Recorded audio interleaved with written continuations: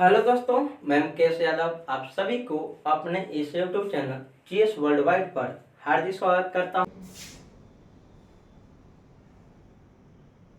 मौर्य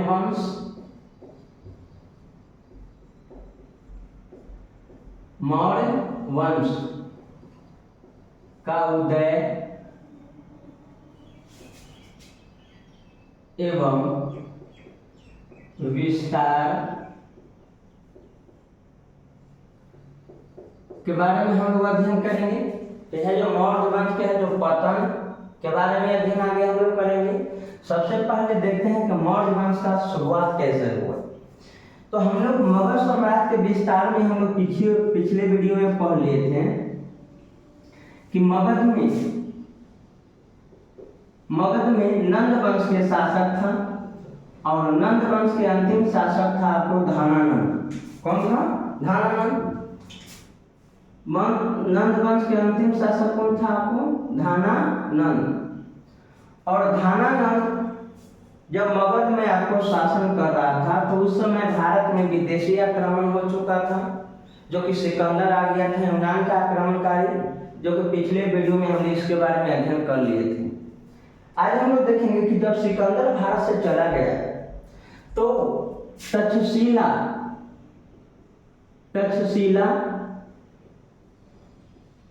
और ये हो गया आपको पौरव राष्ट्र। यहाँ पर है जो आपको चाणक्य ने अपने है जो आपको चेला चंद्रगुप्त मौर्य की सहायता से है जो वहां पर है जो नियंत्रण स्थापित किया और उसके बाद कुछ है जो सैन्य एकत्रित कर यानी सेना को एकत्रित कर वो है जो सीधे कहाँ आक्रमण कर दिया आपको? मगध पर। और मगध पर आक्रमण किया आपको कब? तो 322 BC। और मगध पर आक्रमण करने के बाद कहा जाता है आपको कि धानानंद को पहली बार जब युद्ध हुआ चंद्रगुप्त मौर्य और धानानंद की सेना के बीच, तो उस युद्ध में कहा जाता है कि धानानंद है जो आपको चंद्रगुप्त मौर्य को हरा दिया, जिसे वह है जो आपको अपनी जान बचा करके भाग गया। कहाँ पर आपको? तो विंध्याचल पर्वतमाला के क्षेत्र में मध्य प्रदेश में, और अपने गुरु चाणक्य के साथ है जो एक झोपड़ी के किनारे छुपे हुए थे। तभी कहा जाता है आपको कि कहानी मिलता है उस झोपड़ी के पीछे एक है जो आपको माँ अपने बच्चे की है जो आपको खाना परोस रही थी, और खाने में है जो कहा जाता है कहीं कहीं आपको कहानी खिचड़ी का मिलता है या कहीं कहानी आपको रोटी का मिलता है। तो कहा जाता है आपको कि जब बच्चे ने खिचड़ी को मध्य में से खाना शुरू किया तो बच्चे के हाथ है जो जल जाता है। तब है जो आपको उसके माँ है जो फटकार लगाती है और कहती है कि तुम दम चनक रह गया, अरे किनारे किनारे खाना चाहिए, बाद में जब आपको खिचड़ी है जो सिरा जाएगा, ठंडी हो जाएगा, तो आप मध्य में से खा लीजिएगा। और एक बात से सीख मिला किनको? चाणक्य को और चंद्रगुप्त मौर्य को। तो फिर से है जो आपको चाणक्य और चंद्रगुप्त मौर्य है जो सेना को एकत्रित किया और मगध साम्राज्य के बाहरी जितने भी सेना था उस सैन्य छावनी पर आक्रमण किए और चाणक्य तथा चंद्रगुप्त मौर्य अंतिम रूप से कहा जाता है आपको कि धानानंद को 322 BC में परास्त कर दिए। और परास्त करने के बाद है जो आपको मगध पर एक नए राजवंश का उदय होता है जिसका नाम पड़ता है मौर्य वंश। कौन सा वंश? मौर्य वंश, जो कि मौर्य वंश का इतिहास 322 BC से लेकर के 185 BC तक पढ़ना है। क्लियर है तक? तो आइए हम लोग देखते हैं मौर्य वंश के जो जानकारी के स्रोत, मौर्य वंश के जानकारी के स्रोत।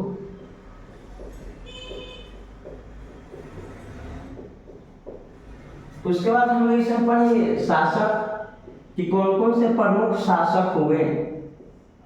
तो जानकारी के स्रोत में हमने दो पैटर्न में देखेंगे। पहला भाग है आपको साहित्यिक साक्ष्य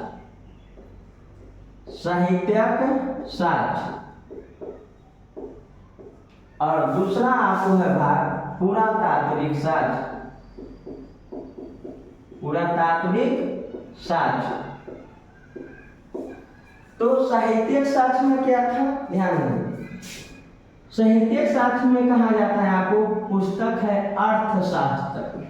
और अर्थशास्त्र के लेखक कौन है आपको, आचार्य चाणक्य। आचार्य चाणक्य। उसके बाद कहा जाता है इंडिका पुस्तक है, और इंडिका के लेखक हैं आपको मेगास्थनीज, जो कि विदेशी ग्रंथ था। विदेशी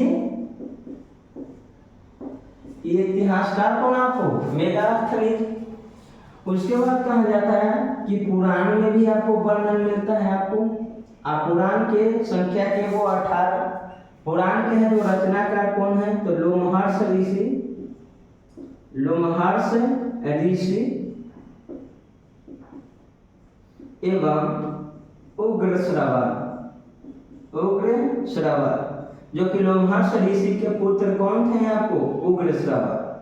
आइए दोनों आपको बाप बेटा मिल करके पुराण की रचना किया, जिसकी संख्या पुराणों की वो है 18।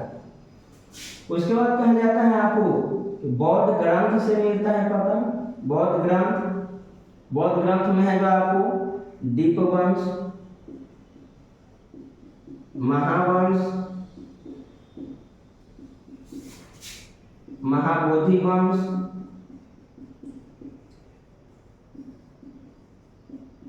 उसके बाद कहा जाता है दिव्यादान ग्रंथ। दिव्यादान ये है जो आपको बौद्ध ग्रंथ से है, जो आपको मौर्य वंश के इतिहासकार के बारे में पता चलता है, जानकारी मिलता है। जो कि दिव्यादान ग्रंथ से पता चलता है कि अशोक अपने 99 भाइयों को है जो हत्या करके पटना के आगम कुआं में डाल दिया था। उसके बाद जैन ग्रंथ देखेंगे कि जैन धर्म के कौन कौन ग्रंथ हैं। तो जैन धर्म के ग्रंथ है आपको कल्पसूत्र। कल्पसूत्र जो कि कल्पसूत्र के रचनाकार कौन है, भद्रबाहु। भद्रबाहु। एक दूसरा पुस्तक है परिशिष्ट पर्वन।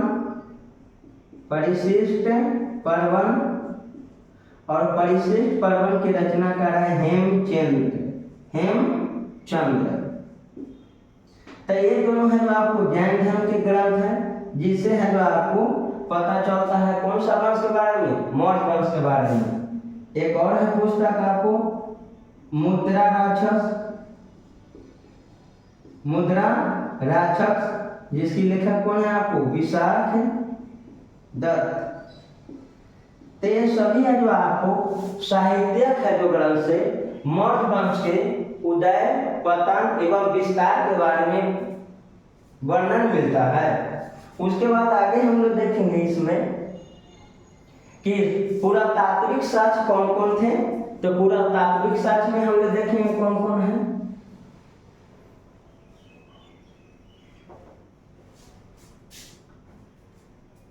पुरातात्विक साक्ष्य में सबसे पहले कहा जाता है कि अशोक के अभिलेख। अशोक के अभिलेख जो कि अशोक के अभिलेख हम लोग देखेंगे।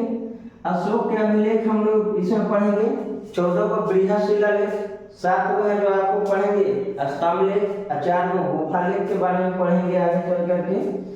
उसके बाद कहा जाता है आपको कि अशोक के समय में है जो आपको भवन, मौर्य वंश के शासनकाल में स्तूप, जो कि अशोक ने 84,000 स्तूप का निर्माण कराया था, इसकी वर्णन मिलता है।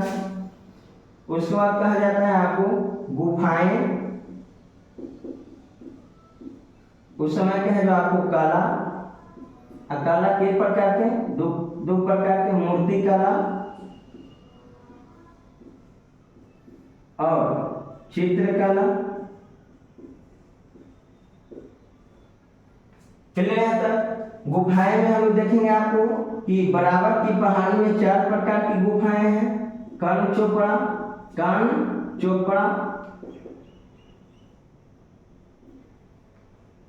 लोमहर्ष ऋषि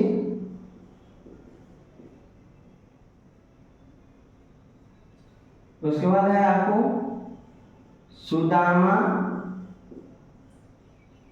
और चौथा जो आपको है गुफाएं का नाम, उसका नाम है विश्व झोपड़ी। विश्व झोपड़ी। ये सभी के सभी चारों है जो गुफाएं हैं जो आपको मिलता है बराबर की पहाड़ी में, बराबर की पहाड़ी में। और बराबर की पहाड़ी में है जो आपको अशोक के समय में आपको गुफाएं हैं जो आपको बनाया गया था, जिसको कहा गया गुफा लेक। क्लियर है तक? तो गुफा लेक है जो आपको चार गो, कंचोपड़ा, लोमहर्षि ऋषि, सुदामा और विश्व झोपड़ी। ये सभी है जो आपको पूरा तात्विक साक्ष्य है। और ये हो गया आपको साहित्यिक साक्ष्य, जो कि साहित्यिक साक्ष्य और पूरा तात्विक साक्ष्य से मौर्य वंश के इतिहासकार के बारे में पता चलता है। कहा जाता है आपको कि मौर्य वंश की स्थापना चंद्रगुप्त मौर्य ने अपने गुरु चाणक्य की सहायता से 322 ईस्वी में किए थे। जो कि मौर्य वंश है जो आपको कुल 322 बीसी से लेकर के 185 बीसी तक है जो आपको मौर्य वंश का है जो शासन रहा है। कौन सा वंश का? मौर्य वंश का। और अपने गुरु चाणक्य की सहायता से है जो आपको चंद्रगुप्त मौर्य ने मौर्य वंश की स्थापना की। प्लूटार्क जो कि यूनान के इतिहासकार था, प्लूटार्क के अनुसार कहा जाता है कि चंद्रगुप्त मौर्य शासक बनते ही संपूर्ण भारत को एक सूत्रधार में बांधने के लिए 6 लाख पैदल सैनिक लेकर के पूरे भारत को रौंद डाला था।